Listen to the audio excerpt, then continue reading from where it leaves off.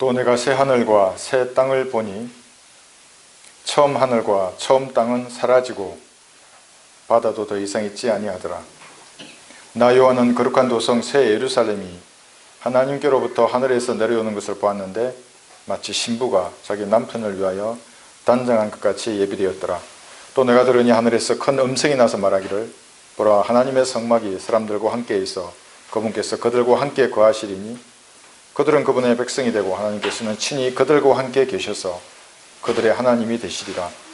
하나님께서 그들의 눈에서 모든 눈물을 닦아내시며 다시는 사망이나 슬픔이나 울부짖음이 없고 고통 또한 없으리니 이는 이전 것들은 다 사라져 버렸음이라고 하더라. 또 보좌에 앉으신 분이 말씀하시기를 보라, 내가 만물을 새롭게 만드노라 하시고 내게 말씀하시기를 이 말씀들은 참되고 신실하니 기록하라고 하시고 또 내게 말씀하시기를 다 이루었노라. 나는 알파와 오메가요 시작과 끝이라. 내가 목마른 자에게 생명수의 샘을 값없이 주리라. 이기는 자는 모든 것을 상속받으리니 나는 그에게 하나님이 될 것이요 그는 나에게 아들이 되리라. 이 본문을 가지고 최종 상태라는 제목으로 말씀을 전하겠습니다. 최종 상태입니다. 방언으로 하면 엔드 스테이트입니다. 어떻게 될 것인가, 마지막의 상태가 하나님께서 이렇게 말씀하시는 겁니다. 사람들은 최종 상태를 만들려고 노력합니다. 수험생들은 시험에 합격하려고 노력합니다. 합격하는 게 최종 상태죠. 일단은 군사작전을 하는 부대의 지휘관도 마찬가지입니다. 최종 상태, 저 고지를 확보하고 적을 경멸하려고 하는 최종 상태를 설정해 놓고 이루기 위해서 노력합니다. 그런데 하나님도 마찬가지십니다. 최종 상태를 성경에 기록해 주셨습니다. 죄인은 이렇게 될 것이고 의인은 이렇게 될 거야. 유대인은 이렇게 되고 이방인은 이렇게 되고 하늘에 누가 가고 땅에는 누가 살고 모든 곳의 최종 상태를 성경에 기록해 주셨습니다. 반드시 그렇게 될 것입니다. 제가 잠깐 기도드리겠습니다. 여러분, 죄를 모르는 천진난만한 아이의 웃음을 보고 있으면 사람이 꽃보다 아름답다 라고 하는 말의 의미를 실감할 수 있습니다. 여러분도 그렇죠? 아이들의 얼굴이 꽃보다 아름다운 것을 알 수 있습니다. 해가 지나고 나이가 들수록 이 말의 의미를 더욱 실감하게 됩니다. 정말 사람이 꽃보다 아름다운 것 같습니다. 참으로 꽃보다 아름답습니다. 그러나 그 아름다운 꽃은 영원하지 않습니다. 이사야 40장 8절에서는 풀은 마르고 꽃은 시드나 우리 하나님의 말씀은 영원히 서리라 이렇게 말씀하십니다. 제약된 세상을 살아가는 사람들에게 하나님께서 이런 판결을 하십니다. 모든 것이 꽃처럼 활짝 피었다가 사라진다고 말씀하십니다. 젊음도 사라지고 우리가 가지고 있는 재산도 사라지고 건강이나 힘도 꽃처럼 피었다가 다 사라지는 것입니다. 이는 모든 육체는 풀과 같고 사람의 모든 영광은 풀의 꽃과 같으며 풀은 마르고 꽃은 져도 주의 말씀은 영원토록 남아있습니다. 이것이 너희에게 복음으로 전해진 말씀입니다.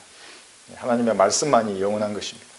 전도서 7장 2절에서도 같은 맥락에서 말씀하십니다.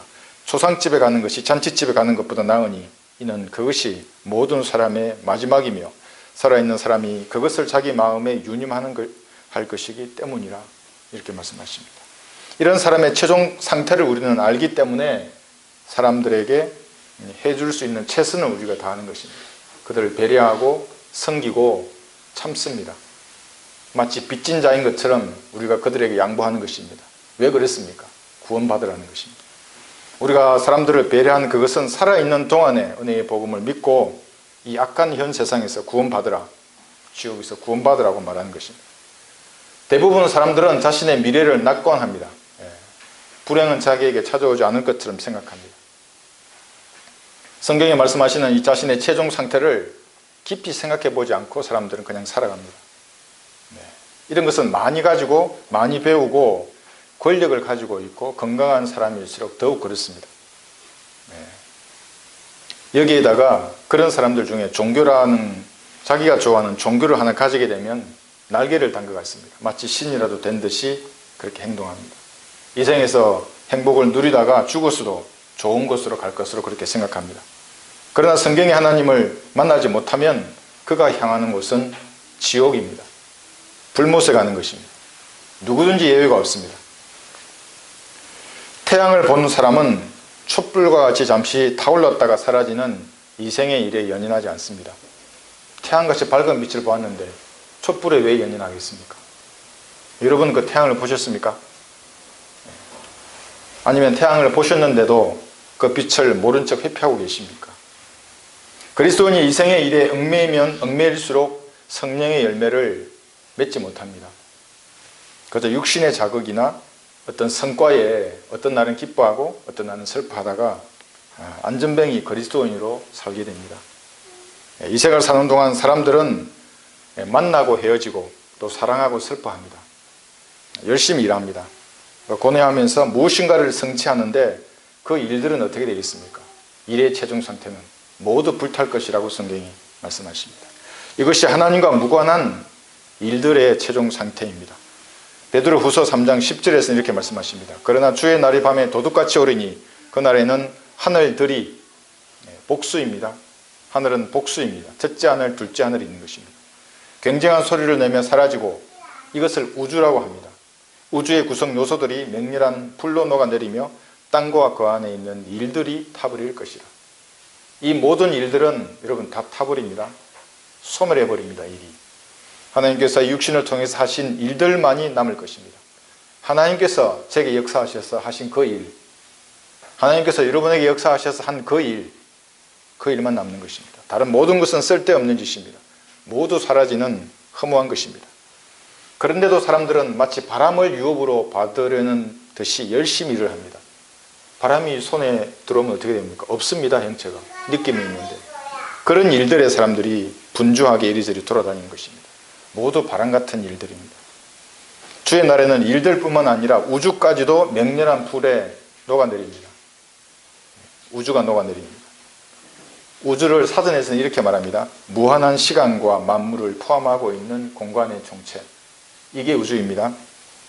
그래서 우리는 첫째 하늘은 우리가 숨쉬고 있는 이 하늘입니다. 여기 위에 보시는 새들이 날아다니는 하늘.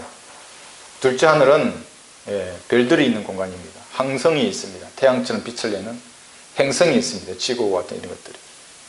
그래서 우주라고 하면 이런 항성만 1000억 개가 넘는 은하계가 있습니다.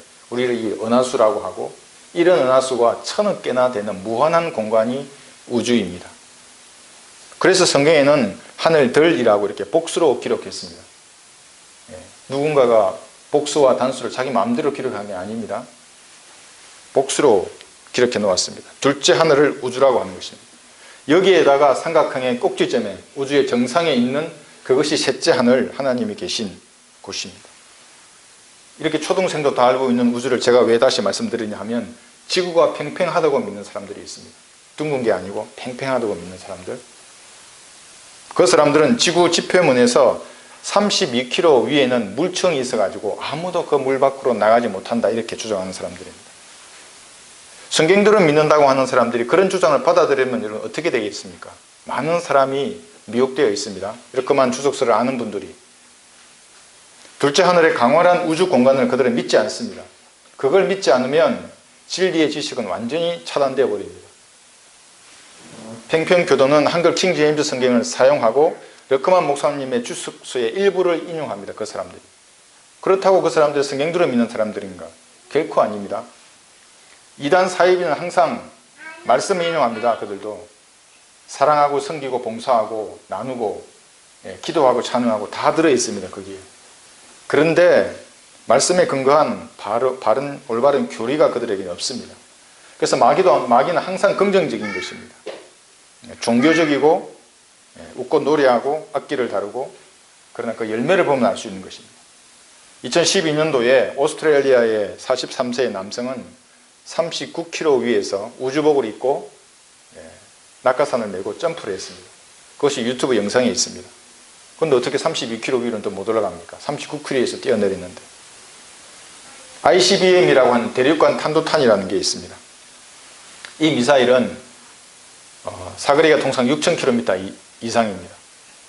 지구 대기권 밖으로 나갔다가 그러니까 외기권에서 그러니까 250km 이상의 외기권에서 몸체와 탄두가 분리되고 탄두는 다시 지구의 대기권으로 진입하게 되는 겁니다.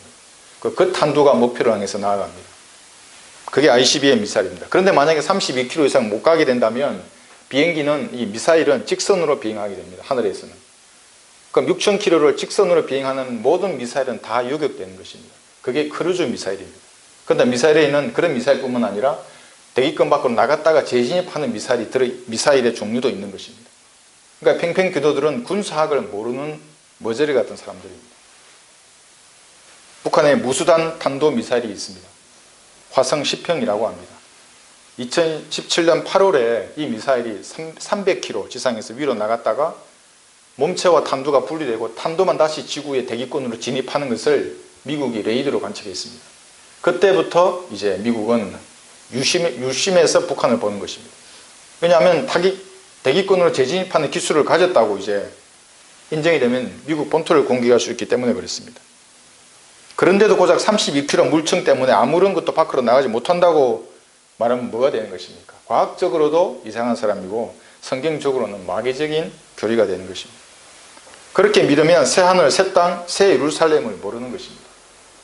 여러분, 영원 시대가 되면 우리가 지금 보고 있는 이 우주 공간, 별들이 떠 있는 이 공간은 무한대로 팽창합니다. 하나님의 위대하심이라고 할 때 그 위대하심 얼마나 크겠습니까? 무한하신 하나님입니다. 그래서 인간의 이성으로는 판단할 수 없습니다. 어떻게 공간이 무한할 수 있어? 30평, 50평, 100평인데 어떻게 무한한 공간이 있어? 그 무한한 공간을 지으신 분이 하나님이신 거예요. 나 팽팽 교도들은 그 진리를 가려요. 베드로후서 3장 7절에서는 이렇게 말씀하십니다. 그러나 현재 있는 하늘들과 땅은, 여기 하늘들이 무엇입니까? 우주입니다. 땅은 무엇입니까? 얼스입니다. 지구입니다. 그 동일한 말씀으로 보존되어 있어되 경건치 아니한 자들의 심판과 멸망의 날에 불사르려고 간수되어진 것입니다. 이렇게 현재 있는 우주, 하늘들과 땅, 지구를 말합니다. 소멸되고 아무것도 없는 허공 위에서 백보자 심판이 진행되는 것입니다. 이 백보자 심판, 계시록 20장을 한번 보겠습니다. 여기 7절에서 보시면 이거 바로 앞에 있습니다. 이제 여기에서 우리는 사탄의 최종 상태를 봅니다.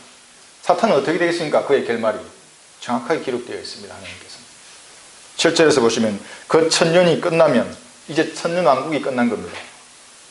사탄이 그의 감옥에서 풀려나 땅의 지구 속에 있다가 사탄이 다시 풀려나는 것입니다. 땅의 사방에 있는 민족들 곧 곡과 마곡을 미혹하려고 나가서 그들을 함께 모아 전쟁을 일으키리니 그 수가 바다의 모래 같으니라. 그들이 땅의 넓은 데로 올라가서 성도들의 진영과 사랑하시는 도성을 포위하니 하늘에서 불이 하나님께로부터 내려와 그들을 삼켜버리더라. 그들을 미혹하던 마귀가 사탄입니다. 불과 유황못에 던져지니 그곳에는 그 짐승과 거짓 선지자도 있어 영원 무궁토록 밤낮 고통을 받으리라. 이 짐승이 적그리스도입니다. 적그리스도는 예수님 재림할 때에 이미 지옥으로 던져졌습니다. 그리고 천년 후에 다시 사탄을 만나는 겁니다. 여기서 이것이 사탄의 최종 상태입니다.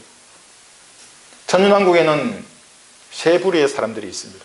그들이 지금 여기 마지막 예수님께 반역을 하는 사람들입니다. 첫 번째 부류는 대환란 기간에 살아남은 사람들입니다.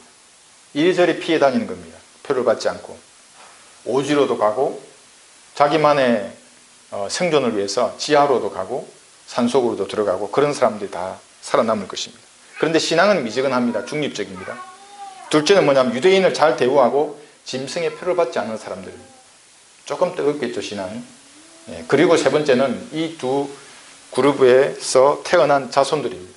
우리가 똑같은 육신을, 현재의 육신을 입고 있는 사람들이 천년왕국에 들어가는 거예요.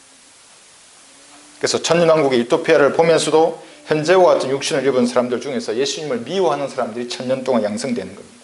왜 미워하겠습니까? 다윗의 보좌에 앉아 지구를 통치하시는 그 예수님께서는 절대적인 권력으로 통치하십니다. 의의 독재를 하시는 겁니다. 산상설교를 행위로 지켜내야 합니다. 천년왕국에서는. 그렇지 못하면 산채로 불못에 던져지는 겁니다. 그러니까 인권을 중요하는 이 사람들이 예수님에게 반기를 드는 겁니다. 마태복음 10장 28절에서 또 너희는 몸은 죽여도 혼은 죽일 수 없는 자들을 두려워하지 말고 오히려 혼과 몸을, 이게 산채입니다. 혼과 몸을 모두 지옥에 멸하실 수 있는 그분을 두려워하라. 그래서 손과 발, 눈을 뽑았으라도 지옥에 가지 말아야 하는 시대가 천년왕국 시대입니다. 이런 육신을 입은 사람들, 아까 그 세 부류의 사람들, 교회 시대의 산상설교를 교리로 가르치면 모두 장애인이 돼야 합니다. 정상이 어디 있겠습니까? 손이 범죄하면 손을 잘라라고, 눈이 범죄하면 눈을 뽑으라고 하는데, 마태복음 18장 8절에서는 그러므로 내 손이나 발이 너를 실족게 하거든 잘라서 던져버리라. 두 손이나 두 발을 가지고 영원한 불에 던져지는 것보다 절름발이나 불구자로 생명에 들어가는 것이 너에겐 더 나으니라. 또 내 눈이 너를 실족해 하거든 뽑아 던져버리라. 두 눈을 가지고 지옥불에 던져지는 것보다 한 눈을 가지고 생명으로 들어가는 것이 더 나으니라. 이렇게 철장으로 민족들을 통치하시는 그 예수님을 천연왕국 백성들이 싫어하는 것입니다. 지금도 예수님 싫어하는 사람 많이 있습니다. 성경책을 들고 교회에 다니고 기도하고 찬양한다는데 성경에 나와 있는 예수님을 싫어합니다. 은혜의 복음을 싫어하고 바른 성경을 싫어하는 사람들입니다. 계시록 12장 5절에서 이렇게 말씀하십니다. 그니가 사내 아이를 낳았는데 이 아이는 모든 민족들을 철장으로 다스릴 자라. 이게 뭡니까? 독재를 말하는 겁니다. 공산주의자들은 프롤레타리아 독재를 말합니다. 공산주의 사회로 가기 전에 과도기적 형태의 독재를 하는 것이 프롤레타리아의 독재인데 그들은 그러니까 독재를 당연시하게 여깁니다. 그것을 통해서 자기 배를 채우는 겁니다. 그 독재를 통해서. 국민들은 억압하는 명분을 여기서 그들은 찾고 있습니다. 사실은 일당 독재이고 특정 세력을 위해서 이렇게 말하는 것입니다. 그러나 예수님은 실제적으로 의의 독재자가 되시어 철장으로 민족들을 다스릴 것입니다. 그래서 독재를 논하는 자들은 진짜 의의 독재가 무엇인지 천년왕국에서 눈으로 볼 것입니다. 산채로 불못에 던져집니다. 그때는. 그러니까 이 육신을 입은 사람들이 예수님께 반항을 하는 겁니다. 국가 마국의 전쟁에서. 이런 의를 싫어하는 사람들은 예수님의 발 앞에 엎드려서 복종은 합니다. 그러나 마음으로는 미워합니다. 지금도 마찬가지입니다. 복종하지만 마음으로 미워하는 거예요. 시편 66편 7절에서는 그가 권능으로 영원히 치리하시며 그의 눈은 민족들을 살피시나니 거역하는 자들은 사고하지 말지니라. 셀라. 제레미야서 이 땅을 통치하는데도 예수님께 거역하는 사람들이 있습니다. 시편 110편 2절에도 이렇게 말씀하십니다. 주께서 시온에서부터 주의 능력의 막대기를 보내시리니 주의 원수들 가운데서 다스리소서. 원수들이 있는 겁니다. 천년왕국에도. 스가랴 14장 17절에도 말씀하십니다. 땅의 모든 족속 중에서 그 왕 만군의 주를 경배하라고 예루살렘에 올라오지 아니하는 자들에게는 비가 내리지 아니하리라. 만일 이집트 족속에 올라오지 아니하면 비가 없을 것이며 재앙이 있으리니 그 재앙으로 주께서 장막절을 지키려고 올라오지 아니하는 그 이방을 치시리라. 육신의 씨가 뭔가는 잘못된 것입니다. 천년왕국과 같은 완전한 유토피아에서도 더 이상 살생이 없고 아픔이 없고 사막의 꽃이 피어나고 의가 온 세상에 충만한 그 땅에서도 예수님께 대항하는 자들이 있는 것입니다. 이런 거역하는 자들과 주의 원수들은 땅속 구릉에서 올라온 사탄과 함께 마지막 전쟁을 일으키는데 이것이 이제 저희들이 읽었던 이 곡과 마곡의 전쟁입니다. 천년왕국 마지막에 있을 이 곡과 마곡의 전쟁에서는 몇 명이나 불에 타서 죽겠습니까? 이 육신을 입은 사람들이. 대환란 때는 최소 인류의 62%가 소멸된다고 말씀하십니다. 르크만 추적서에도 그렇게 하고 제가 계산해봐도 62%입니다. 근데 저는 조금 더 계산했습니다. 75%로. 인류 50억이 대환란 때 사라집니다. 그럼 천년왕국 이 끝에 마지막 전쟁에서 몇 명이 불에 타서 사라지겠습니까? 해산의 고통이 없습니다. 천년왕국 때는. 얼마나 많이 남겠습니까? 천년 동안. 계산해보니까 140억으로 추정합니다. 하늘에서 불이 내려와서 140억을 태워서 소멸한다? 여러분 상상할 수 있겠습니까? 이것이 육신, 즉 흙으로 만들어진 죄인들의 최종 상태입니다. 뿐만 아니라 그들을 미혹하는 사탄도 불과 유황못에 이제 던져집니다. 이것이 사탄의 최종 상태입니다. 창세기 1장 1절에서 사탄의 위치는 우주에서 가장 높은 곳을 차지했습니다. 하나님의 보좌를 덮는 그룹이었습니다.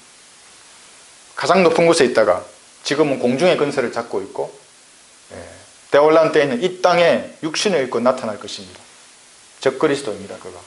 그런데 천년왕국이 끝나면 이제 우주의 가장 아래 불못으로 던져지는 것입니다. 그래서 사탄이나 사탄을 추종하는 자들은 끝없이 추락하게 되어 있습니다. 결코 올라서지 못합니다. 추락합니다. 그러므로 그리스도인은 사탄과 그의 세력을 두려워할 것이 전혀 없습니다. 왜냐하면 그의 최종 상태를 알기 때문에 그렇습니다. 오히려 우리는 그를 대적해야 합니다. 그러므로 하나님께 복종하라. 마귀를 대적하라. 그래야 하면 그가 너희로부터 도망하리라. 야고보서 4장 7절입니다. 어찌 보면 너무나 마귀의 최종 상태를 알기 때문에 우리가 두려워할 것이 전혀 없는 것입니다. 베드로전서 5장 9절에서도 믿음 안에 굳게 서서 그를 대적하라. 이는 세상에 있는 너희 형제들도 동일한 고난을 당하는 줄을 알미니라. 그래서 고난 앞에 쫄지 말고 마귀를 대적하면 그냥 도망가는 것입니다. 내 마음과 생각이 정결해지는 것입니다. 그런데 쫄면 어떻게 되겠습니까? 겁먹으면 마귀가 여러분을 계속 장악해 가는 겁니다. 그 다음에 우리가 알 수 있는 것은 죄인들의 혼의 최종 상태를 볼 수 있습니다. 계시록 20장에 나와 있는 큰 백보자 심판입니다. 태양계를 가릴 만한 엄청난 크기의 보좌에 누군가 앉아 계십니다. 양손에 못자국을 가지고 있습니다. 예수님이십니다. 그 큰 보좌에는 옛날부터 계신 분이 앉아 계신 겁니다. 우리의 구세주입니다. 그분 옆에는 수백만 명의 배심원으로 앉아 있습니다. 여러분들입니다. 그 보좌 옆에 앉아 있는 배심원들. 하나님의 피로 구속받은 어린 양의 신부 교회가 그 보좌 옆에 앉아 있는 것입니다. 이것이 다니엘 7장 9절에서 10절의 말씀입니다. 교회 시대 예수님을 영접하기 거부했던 모든 사람들은 책들에 기록된 그 죄로 인해서 이제 여기서 불못에 던져집니다. 영원한 정죄입니다. 결코 나을 수 없는 정죄입니다. 그런데 율법 이전 시대나 율법 시대나 대혼란이나 천년왕국에서 믿음과 행위로 구원받은 사람들은 상을 받는 사람들도 있을 것입니다. 그러나 절대 다수의 사람들은 우주의 쓰레기장으로 던져진다고 말씀하시는 겁니다. 쓰레기장에서 밤낮 고통을 받을 것을 말씀하고 있습니다. 이것이 죄인들의 최종 상태입니다. 그래서 우리 지인 중에 아무도 이 백보자 심판에서 서면 안 되는 것입니다. 교회 시대에 태어난 사람들은 거기에 서면 모두 불못입니다. 아무도 살 수 없습니다. 불못에는 육신과 같은 모양의 혼이 어떻게 되겠습니까? 혼이 형체를 잃어버리는 겁니다. 손발이 있고 눈, 코, 귀 입이 있는 이 혼이 벌레처럼 허물어집니다. 그 열기에 녹아내리는 것입니다. 보고 싶어도 눈이 없고 듣고 싶어도 귀가 없습니다. 남자의 정죄와 같은 그러한 상태로 혼이 망하는 것입니다. 태화되는 것입니다. 불못에서 생전에 알고 지내던 부모님이나 남편이나 부인이나 형제나 자매나 그런 사람의 혼을 인식해서 무언가 말을 걸려고 해도 말을 할 수가 없습니다. 입이 없기 때문에. 이미 녹아내렸기 때문에. 뭔가 듣고 싶어도 들을 수 없는 것입니다. 영원한 공포와 치욕과 슬픔과 고통 가운데 지내야 하는 것이 불못입니다. 이것을 가리는 자들이 사기꾼입니다. 마귀와 같은 붉은색 구더기로 영원토록 횃불처럼 활활 타오를 것입니다. 누가 감히 하나님의 진노의 불길을 끌 수 있겠습니까? 아무도 끌 수 없습니다. 하나님께 대항할 수 있는 사람은 아무도 없습니다. 아무도 창조주의 그 진노의 불길을 끌 수 없습니다. 죄인들은 그 심판대에서 단 한 가지 반응을 보일 것입니다. 하나님 앞에 하나님을 판단합니다. 죄인들이 하나님이 불의하다고 판단할 것입니다. 하나님을 심판하는 것입니다. 그러면 그때 하나님께서는 이 성경을 펴십니다. 한국 사람들에게는 한글 킹 제임스 성경을 펴셔서 그 모든 질문에 답변하시고 불못에 던져져야 할 마땅한 이유를 성경을 통해서 가르쳐 주시는 겁니다. 그 죄인에게. 그래서 이것이 판단받으려 할 때 이기려 하심이라는 그 말씀입니다.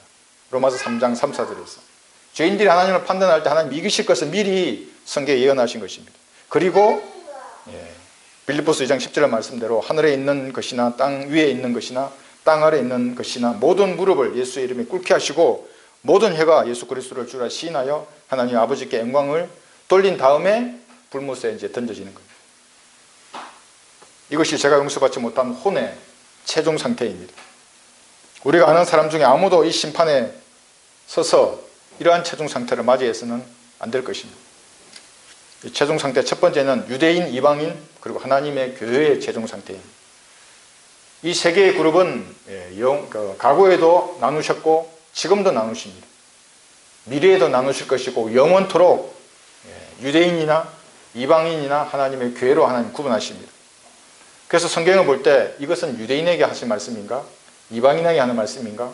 교회에게 하는 말씀인가를 구분해야 합니다. 구분하지 못하면 그 성경이 그 사람을 베는 것입니다. 그래서 행위구원을 주장하다가 지옥에 가는 것이고 아직까지 침례를 주장하다가 지옥에 가는 것이고 새벽기도가 무슨 구원을 받는 수단으로 생각하다가 지옥에 가는 것입니다. 교회입니다. 우리. 하나님의 피로 구속받은 우리가 교회입니다. 유대인들은 아브라함과 이삭과 야곱의 육체적인 씨들입니다. 이방인들은 구원받기를 거부하는 나머지 모든 민족들, 한국 사람들도 이방인들입니다. 저희는 한국 사람이지만 교회입니다. 과거나 현재나 영원한 미래까지 이러한 구분을 보는 것입니다. 본문을 보겠습니다. 이러한 생각을 가지고 21장 여기 1절에 보시면 또 내가 새 하늘들이 아니고 새 하늘입니다. 새 땅들이 아니고 새 땅을 보니 하늘이 단수로 되어 있습니다. 지금 이 단수의 하늘이 언제 나왔습니까? 창세기 1장 1절에 나와 있는 그 하늘입니다. 처음 하늘과 처음 땅은 사라지고 바다도 더 이상 있지 아니하더라. 그래서 새 하늘과 이 새 땅, 이것이 우주입니다. 하나님께서 새 지구와 새로운 우주를 창조하시는 것입니다. 그런데 바다는 없습니다. 바다는 대서양 태평양이 아니고 창세기 1장 2절에 있었던 바로 그 물입니다. 우주를 심판했던 그 물. 그 물 속에 지금 누가 들어가 있습니까? 사탄의 몸 리비아단이 황소의 얼굴을 가졌던 그 5번째 그룹, 지금은 7머리와 10뿔을 가진 이 사탄의 몸이 리비아단인데 거기에 있는 것입니다. 이 리비아단이 제거되고 이 바다도 사라지는 것입니다. 이 엄청난 진리를 평평 교도들은 다 가리는 것입니다. 나 요한은 거룩한 도성 새 예루살렘이 하나님께로부터 하늘에서 내려오는 것을 보았는데 마치 신부가 자기 남편을 위하여 단정한 것 같이 예비되었더라. 창세기 1장 1절에 이 하늘과 땅이 다시 회복되는 것입니다. 루시퍼가 범죄하기 전에 하나님이 창조하셨던 그 찬란한 우주입니다. 태초에 하나님께서 하늘과 땅을 창조하셨느니라 할 때에 이 땅입니다. 그래서 성경을 순환하는 책이라고 말하는 겁니다. 최종 상태인데 어떻게 다시 창세기 1장 1절로 돌아가는가? 그래서 성경은 순환하는 책입니다. 유대인의 최종 상태는 무엇입니까? 새 땅, 지구를 우주의 수도로 삼아서 사는 것입니다. 마치 창세기 1장 1절의 우주를 지구에서 루시퍼가 통치했던 것과 같습니다. 평평 교도들이 모르는 것은 창세기 1장 1절 최초의 그때의 원창조에서 지구의 위치가 여기 태양계가 아닙니다. 둘째 하늘과 셋째 하늘 그 사이에 있었다는 것은 모르는 것입니다. 이거는 저의 개인적인 생각이지만 새 하늘과 새 땅에서 지구는 원래의 위치로 돌아갈 수 있습니다. 우주의 중심이 되는 것입니다. 지구가. 어디서 이런 걸 알 수 있겠습니까? 성경에서만 알 수 있는 진리입니다. 영원시대 이방인의 최종 상태는 신명기 4장 19절에 나와 있습니다. 신명기 4장 19절이 어떻게 기록되었겠습니까? 유대인들은 알 수가 없었던 것입니다. 왜냐하면 계시록이 아직 기록되기 전이었기 때문에 랍비들은 이 구절 앞에서 모른다고 밖에 말할 수 없었습니다. 그러나 지금 우리들은 알 수 있습니다. 신명기 4장 19절에 보시면 또 내가 내 눈을 들어 태양과 달과 별들 즉 하늘의 모든 군상을, 이것이 행성과 항성, 우주라고 하는 것입니다. 보고 그것들을 경배하고 그것들을 섬기도록 이끌려서는 안 될지니, 그것들은 하늘의 별들을 말하는 겁니다. 오리온 성운, 베자 성운, 플레이아데아스 성단, 그것들은 준후에 하나님께서 온 하늘 아래 모든 민족에게 나누신 것이라. 민족들에게 어떻게 하늘의 별자리를 나누어 주셨습니까? 민족들이 영원 시대에는 그것으로 이주하기 때문에 그랬습니다. 계시록과 신명기 4장 19절을 비교하면 비로소 영원 시대의 이방인의 최종 상태가 하늘, 행성이나 항성이나 우주로 뻗어나간다는 사실을 알 수가 있습니다. 성경 외에는 알 수가 없습니다. 하늘에 이런 별을 보셨습니까? 저런 지역에서 보는 별은 더 반짝였습니다. 항상 차갑게 가슴속으로 파고들었습니다. 서울에는 잘 보이지 않습니다. 그 별들로 이 육신을 입은 이방인들이 뻗어나가는 것입니다. 시간이 흘러서 수억만 년이 흐르고 다시 영원이라는 시간이 흘러가면서 이방인들은 우주의 행성을 채우면서 다산하고 번성할 것입니다. 영원 무궁토록 우주가 팽창하는 것입니다. 이런 무한한 공간을 만드시는 하나님은 얼마나 크시겠습니까? 평평 교도들은 이 사실을 모릅니다. 우리가 위대하신 주 하나님이라고 했을 때 그 위대하심은 우리의 지성으로 감히 측량할 수 없는 것입니다. 무한대의 위대하심입니다. 이 말로도 사실은 하나님의 위대하심을 다 표현할 수가 없습니다. 무한히 공간이 팽창하는 겁니다. 별들이 팽창하고 다산하고 번성하는 것입니다. 그런데 평평 교도의 주장대로 하늘의 별들이 시뮬레이션이거나 30cm 크기의 그런 별들이라면 어떻게 이방인들이 그곳에 거주할 수 있겠습니까? 또한 지구의 땅만 무한히 팽창한다고 그들은 그렇게 주장하는데, 그렇다면 이 지구의 땅만 영원 시대에게 팽창한다면 새 땅, 새 하늘은 무슨 뜻입니까? 답을 할 수가 없습니다. 그들은 그래서 그 사람들은 르카만의 주석서에 좋은 것들만 몇 개 골라 잡아서 자기의 배를 치우는 자들입니다. 속아서는 안 됩니다. 그럼 영원 시대에 교회에 우리의 최종사는 어떻게 되는가? 우리는 휴거 때에 변화됩니다. 전부 33살의 남자의 모습으로 변화됩니다. 그것이 영원한 몸입니다. 다시는 고통이나 아픔이 없는, 죽음이 없는 영원한 몸을 우리는 입을 것입니다. 우리의 거처는 새 하늘에서, 셋째 하늘에서 내려와서 새 땅에 거할 새로운 행성, 즉 새 예루살렘이 우리의 거처입니다. 공중에 떠 있습니다. 도성은 살아 있습니다. 순금으로 지어져 있고 각종 보석으로 꾸며진 그 도성이 창조주가 2000년 동안 계획하시고 만드신 건축물입니다. 얼마나 잘 지었겠습니까? 여기서 끝나지 않습니다. 영원시대 일정한 시간이 지나면 예수님은 다시 한번 성부 하나님께 복종합니다. 그러니까 아들로 독생하시기 전에 삼위일체의 말씀으로 다시 돌아가는 것입니다. 그러면 예수님과 한 몸을 이루고 있던 우리도 삼위일체의 한 부분은 다시 합쳐질 것입니다. 이 사실을 함축하고 있습니다. 그렇다면 그리스도인들이 삼위일체의 한 부분으로서 하나님이 된다는 말입니까? 저는 더 이상 언급하지 않습니다. 르카만 목사님이 여기서 그만두셨습니다. 고린도전서 15장 28절에서 이렇게 말씀하십니다. 만물이 그분께 복종할 때, 이때가 영원시대의 어느 날입니다. 아들 자신도 만물을 자기에게 복종케 하신 그분께, 성부 하나님입니다. 복종하시리니 이는 하나님께서 만물 안에서 모든 것이 되시려 하십니다. 영원시대의 어느 날 여러분들은 삼위일체 하나님의 한 위격 속으로 들어가는 겁니다. 합쳐지는 것입니다. 하나님과. 이것이 우리의 최종 상태입니다. 이것이 우리가 보는 태양입니다. 이것을 정확히 본 사람들은 이생의 촛불 같은 일에 결코 연연하지 않습니다. 최종 상태 두 번째는 값없는 생명수입니다.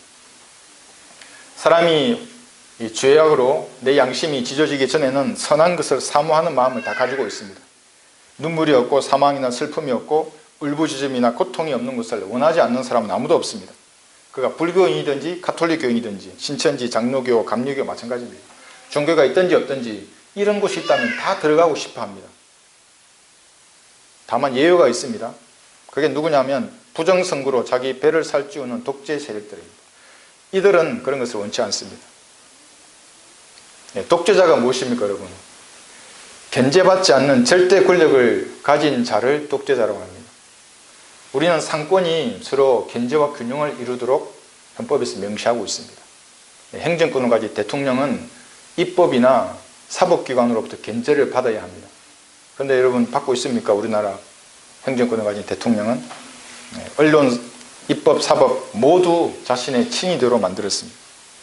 그래서 저는 그 사람은 독재자라고 하는 겁니다. 스탈린은 신학교를 자퇴한 자퇴생입니다. 수용소에서 자국민 2천만 명을 학살했습니다. 그게 스탈린입니다. 마오쩌둥 대약진 운동으로 4천만 명의 자국민을 굶겨서 죽였습니다. 4천만 명을. 공산주의자 신윤복을 존경하는 문재인 대통령은 그럼 몇 명의 국민을 죽이겠습니까? 공산주의자를 따르면 그 재앙이 자기에만 오지 않습니다. 자기가 다스리는 가정이나 사회나 국가에게 반드시 미치는 것입니다. 그래서 성경들을 믿는 목회자들이 외치는 겁니다. 독재자가 다가온다고. 공산주의라는 가짜 왕국을 추종하는 세력 외에는 아마도 이런 곳을 선망하지 않을 사람은 아무도 없을 것입니다. 공산주의자들은 표면적으로 사람이 먼저인 세상을 만든다고 합니다. 그러나 그들은 자기 배가 먼저이고 땅과 수령이 먼저이고 사상이 먼저인 사람들입니다. 왜 그리스도인들은 공산주의자들과 타협하지 않는가? 왜 타협하지 않겠습니까? 그들은 살인자입니다. 역사가 공산주의자들은 살인자인 것을 증명해냅니다. 그들이 죽어냈던 역사는 모두 피해 역사였고 앞으로도 피해 역사일 것입니다. 사회주의 독재의 정치 형태, 대환란 왕국에서 이루어질 정치 형태입니다. 그래서 62%에서 75%까지의 우리 인류가 이 한 사람에 의해서 소멸하는 겁니다. 대환란 때. 타협하지 않습니다. 여기 4, 5절은 그리스도인의 최종 상태에서 모든 인간이 바라는 최상의 상태를 볼 수가 있습니다. 보시면 하나님께서 그들의 눈에서 모든 눈물을 닦아내시며 다시는 사망이나 슬픔이나 울부짖음이 없고 고통 또한 없으리니 이는 이전 것들은 다 사라져 버렸음이라고 하더라. 또 보좌에 앉으신 분이 말씀하시기를 보라 내가 만물을 새롭게 만드노라고 하시고 내게 말씀하시기를 이 말씀들은 참되고 신실하니 기록하라 하시고 6절에 보시면 또 내게 말씀하시기를 다 이루었노라 나는 알파와 오메가요 시작과 끝이라. 여기 최종 상태입니다. 내가 목마른 자에게 생명수의 샘을 값없이 주리라. 이 세상은 눈물의 골짜기입니다. 이 세상을 하늘나라로 착각하고 평온한 행복한 삶을 살려고 하는 사람은 육신적인 사람이거나 미혹된 사람입니다. 시편 56편 8절은 주께서 나의 방황함을 헤아리시오니 나의 눈물을 주의 병에 담으소서 그것들이 주의 책에 있지 아니하나이까. 내 안에 성령이 들어와 계신, 그래서 새 사람이 생기면 이 세상은 성경적으로 바라보면 눈물의 골짜기입니다. 눈물로 주님 앞에 나아가고 그래서 주님 앞에 구하고 주님을 의지하며 사는 것이 그리스도입니다. 그러나 영원 세계에서는 다시 눈물이나 슬픔이 없습니다. 그런데 6절에서 하나님께서는 값없이라는 단어를 사용하시면서 생명수의 샘을 준다는 표현을 여기에 기록해 넣었습니다. 사실은 전혀 상관이 없는 말씀인데 이 구절에 이것을 넣은 것입니다. 값없이 생명수의 샘을 주리라 이렇게 말씀하십니다. 이 값없이라는 단어는 우리가 동산 나무들의 열매는 먹을 수 있으나 라고 하면서 여자가 삭제했던 단어입니다. 창세기 3장 2절에서 이렇게 삭제했기 때문에 여자가 범죄했던 것입니다. 하나님의 말씀을 빼버리니까. 그래서 이 이후로는 생명나무는 값없이 주어지지 않고 행위의 결과로 생명나무를 먹는 것입니다. 그런데 생명수는 값없이 우리에게 주어지는 것입니다. 대환란이나 천연왕국에서 살아남아서 영원한 생명을 얻으려고 그러면 생명의 나무를 먹어야 되는데 먹으려면 반드시 그래서 행위가 필요한 겁니다. 우리는 생명수의 샘을 값없이 얻을 수 있습니다. 계시록 22장 14절은 그의 계명들을 행하는 자들은 복이 있나니 무슨 복이 있습니까? 이는 그들이 생명나무에 대한 권리를 가지며 또 그 문들을 통하여 그 도성 안으로 들어가게 하려 합니다. 들어가서 생명나무를 먹어야 그들은 영원히 사는 사람들입니다. 그러나 교회시대 생명수는 값없이 주어지는 선물입니다. 사마리아 여인에게 했던 그 생명수에 관한 비유를 보시면 다 알 수 있습니다. 요한복음 4장 여기 13절을 한번 보겠습니다. 요한복음 4장 13절입니다.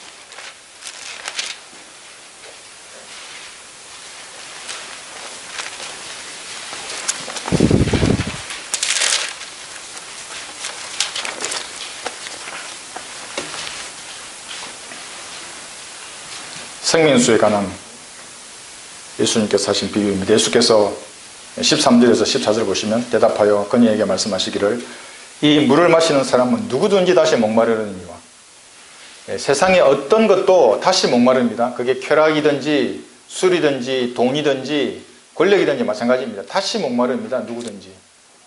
더 강한 자극을 찾다가 다 죽는 것입니다. 내가 주는 물을 마시는 사람은 누구든지 영원히 목마르지 아니하리라.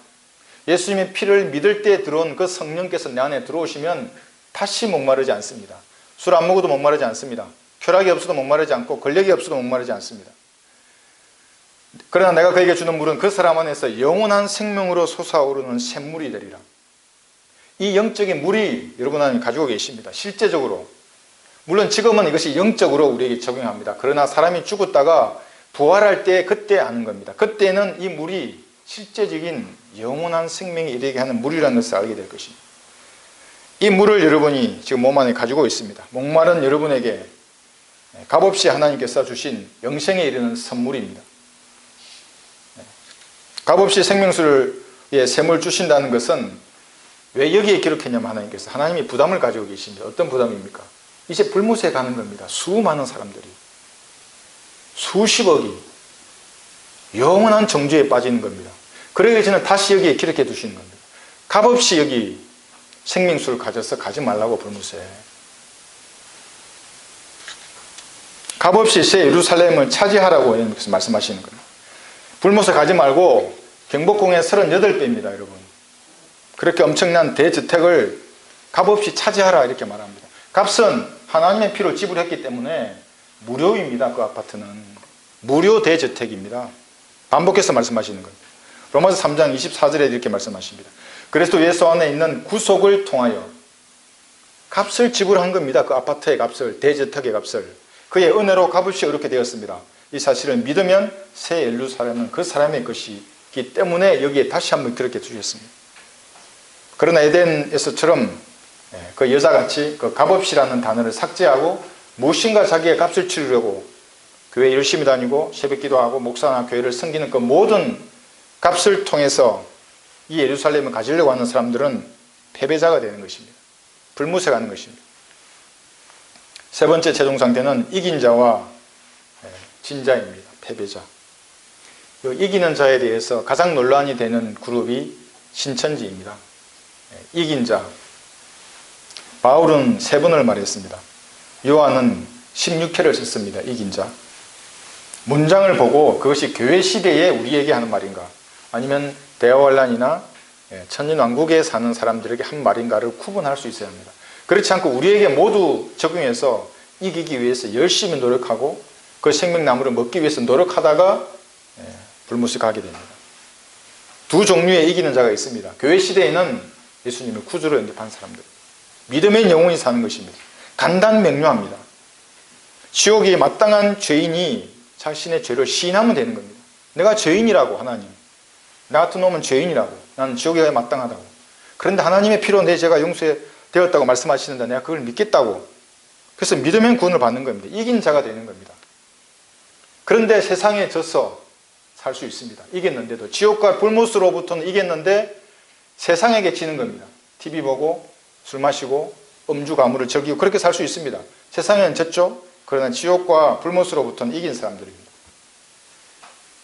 대환란에 가면 어떻게 되겠습니까? 대환란에 가면 세상을 이겨내야 합니다. 적그리스도가 통치하는 그 세상을 이기지 못하면 그때는 지옥에 던져지는 세대입니다. 세상의 수능에서 표를 받거나 적그리스도에게 경배하거나 음주 가무를 즐기거나 반드시 지옥에 가는 겁니다. 대환란 때에는. 이긴 자가 다른 두 가지 개념을 있는데도 불구하고 자기에게 다 이걸 적용해 버리면 결코 진리의 지식이 이룰 수가 없습니다. 베드로후서 3장 16절은 그의 모든 편지에서도 이런 것을 권하여 말하고 있으나 그 가운데 깨닫기 어려운 것이 있어 무식한 자들과 견고하지 못한 자들이 다른 성경들처럼 억지로 풀다가 스스로 멸망에 이르느니라. 억지로 푸는 겁니다. 그들은 시대나 세대를 구분하지 않고. 그래서 요한 1서 5장 4, 5절 한번 보겠습니다.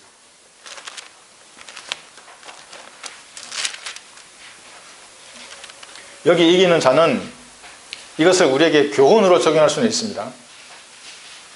그런데 만약에 교리로 적용하면 안 됩니다. 이건 대환란 때의 교리입니다. 요한 1서 5장 4, 5절에 보시면 요한 1서입니다. 5장 4절에서 5절을 보시면 이는 하나님께로부터 태어난 자는 누구든지 세상을 이기기 때문이라. 그러나 우리 세상에 질 수 있습니다. 여러분. 세상의 문화에 빠져 살 수 있습니다. 그런데 대환란 때 이렇게 되면 안 됩니다. 세상을 이기는 승리는 이것이니 곧 우리의 믿음이라. 예수께서 하나님의 아들이심을 믿는 자 외에 세상을 이기는 자가 누구냐? 세상을 이겨내야 합니다. 대환란 때에는. 적그리스도가 통치하는 그 엄중한 세상에서 율법이 살아있습니다. 그때는. 끝까지 견디어서 승리해야 하는 거예요. 패배하면 지옥입니다.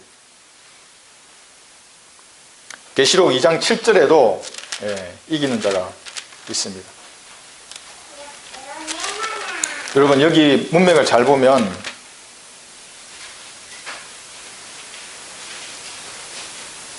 교회 시대 우리가 아닌다는 것을 알 수가 있습니다. 2장 7절 귀 있는 자는 성령께서 교회들에게 말씀하시는 것을 들을지어다. 이기는 자에게는 내가 하나님의 낙원 가운데 있는 생명나무를 주어서 먹게 하리라. 생명나무가 나옵니다. 우리는 생명수를 이미 값없이 받았습니다. 예수님을 믿을 때에 내 배 안에 생수가 들어오셨습니다. 성령 하나님이십니다. 영원히 사는 겁니다. 그런데 이 사람들은 생명나무를 먹어야 됩니다. 어떻게? 이겨야 이 나무를 먹는 겁니다. 대환란 때의 사람들, 천년왕국의 사람들은. 우리하고 다른 것입니다. 이것은. 대환란이나 천년왕국, 영원시대에 육신을 입고 있는 사람들은 행위로 구원을 받아야 하기 때문에 그리스도를 위한 말씀이 아닙니다. 우리에게는 이런 말씀을 주셨습니다. 요한일서 4장 4절에 보시면 어린 자녀들아 너희는 하나님께 속하였고 또 그들을 이겼으니. 여러분 이기셨습니다. 어떻게? 예수님을 구주로 영접할 때에 여러분은 이기신 것입니다. 이는 너희 안에 계신 분이 세상에 있는 자보다 더 크시기 때문이다. 그렇기 때문에 고린도후서 13장 5절에서는 이렇게도 말씀하십니다. 너희가 믿음 안에 있는지 너희 자신을 시험하고 스스로 입증하라. 예수 그리스도께서 너희 안에 계신 것을 스스로 알지 못하느냐? 그렇지 못하면 너희는 버림받은 자들입니다. 예수님을 여러분의 몸 안에 실제적으로 들어와 계신 그리스도인들이 이긴 사람입니다. 구원받은 때로 돌아가 보면 됩니다. 구원을 확신하기 위해서는. 그때로 돌아가서 정말 예수 그리스도를 구주로 영접했는지를 다시 한번 점검하고 확신에 거하라, 이 얘기입니다. 그러면 우리는 이긴 자입니다. 비록 연일 계속되는 이 세상과 육신과 마귀와의 싸움에서 여러분 패배할 수 있습니다. 질 수 있습니다. 그렇다고 해서 쓰러져 누울 수도 있고 우울증에 빠질 수도 있습니다. 그러나 우리는 지옥과 불못으로부터 승리한 이긴 사람들입니다. 이만희는 패배한 사람입니다. 그는 둘째 사망 불못으로 던져질 것입니다. 얼마나 많은 사람들을 자기보다 2배는 더 악한 지옥의 자식으로 만들었습니까? 신천지 교인 중에도 순수한 마음으로 하나님을 섬기고 하는 싶어하는 사람들이 있습니다. 그래서 우리가 입을 열어서 진리를 전하면 그 사람들이 돌아오는 것입니다. 그 중에서. 그리스도인은 쓰러졌다가도 하나님께서 주시는 능력으로 다시 일어나서 싸울 수 있는 무한한 가능성을 가지고 있습니다. 무한한 가능성입니다. 어떤 죄를 지었더라도 진심으로 자백하고 내 마음으로 뉘우치면 그 마음에 품었던 상상과 내 생각이 용서받습니다. 예수님의 피로. 이런 우리가 이긴 자입니다. 지금도 이겼고 영원 시대에도 우리는 이긴 자입니다. 그래서 마귀의 세력을 쳐부수고 우리는 앞으로 전진해야 합니다. 인생 별거 없습니다, 여러분. 하나님을 위해서 사는 것 외에 무슨 의미가 있겠습니까? 패배자는 둘째 사망의 장소인 불못에 던져질 것입니다. 교회 시대든지 대혼란이든지 청년 왕국이든지 구분 없이 모든 패배자들의 최종 상태는 우주의 쓰레기 하치장입니다. 계시록 21장 8절을 보겠습니다. 마지막 구절입니다. 여기 8절에 보시면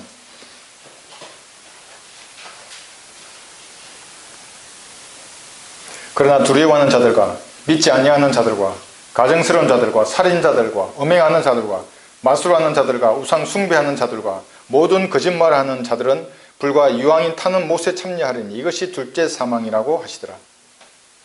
한때는 우리의 최종 상태도 불못이었습니다. 지도서 3장 3절에 보시면 우리도 한때는 어리석고 복종치 아니하며 미혹당하고 여러가지 욕심과 쾌락의 종노릇하며 악과 시기 속에서 살고 가증스러우며 서로 정오하는 자였으나 그 후 인간을 향한 우리 구주 하나님의 인자하심과 사랑이 나타나서 우리가 행한 어려운 행위에 의하지 않고 그의 자비하심에 따라 중생의 시선과 성령의 새롭게 하심으로 우리를 구원하셔서 저와 여러분이 최종 상태가 바뀐 것입니다. 그런 우리가 성경대로 이긴 자입니다. 여기 두려워한다고 해서 여러분 불못에 가는 거 아닙니다. 거짓말 한다거나 살인한다거나 해서 가는 거 아닙니다. 이건 행위로 구원받으려는 대환란의 천년왕국의 사람들에게 말하는 것입니다. 결론적으로 태양의 빛을 본 사람은 작은 촛불에 집착하거나 미련을 가지지 않습니다. 촛불이 좀 밝으면 어떻고 어두우면 어떻습니까? 우리는 아버지의 왕국에서 해처럼 밝게 빛날 것입니다. 유대인은 새 땅에서, 이방인은 새 하늘에서, 그리스도인들은 새 예루살렘에서 영원히 사는 것입니다. 특히 그리스도인은 영원 시대의 어느 날에는 삼위일체 신격의 한 부분으로 다시 합쳐지는 것입니다. 그 영원한 영광의 그래서 비중을 지금 이 시대에 이루라는 것입니다. 너무나 위대하기 때문에, 너무나 영광스럽기 때문에 육신의 일꾼 이때에 그 영광의 비중을 좀 이루어라, 고난을 받으라, 이 얘기입니다. 하나님을 위해서. 값없는 생명수를 은혜로 받았습니다. 우리는 생명나무를 얻기 위해서 행위가 필요 없습니다. 그런 은혜의 시대를 산다는 것에 감사해야 합니다. 우리가 대환란에 남겨지면 어떻게 되겠습니까? 구약시대에 태어났다면 어떻게 되는 것입니까? 그리고 이런 생명수를 값없이 받았기 때문에 주변에 이런 갈증이 허들리는 사람들에게 값없이 전하는 것입니다. 섬기고 배려하고 초콜릿을 나눠주고 하는 것입니다. 그 시대에 이긴 자는 그리스도인입니다. 세파에 시달리면서 패배할 수 있습니다. 육신이나 마귀에게 질 수도 있습니다. 그러나 우리는 지옥의 불못으로부터 이긴 자들입니다. 계속 쓰러져 있지 말고 오히려 공로를 힘입고 일어나서 앞으로 전진해야 합니다. 패배자들의 최종 상태는 불못입니다. 우리가 아는 친인척 중에 단 한 사람도 이 불못에 들어가는 사람이 없어야 합니다. 최선을 다해야 합니다. 태양을 보고 만물의 최종 상태를 알고 있는 그리스도인으로서 합당한 삶을 사시기를 바랍니다.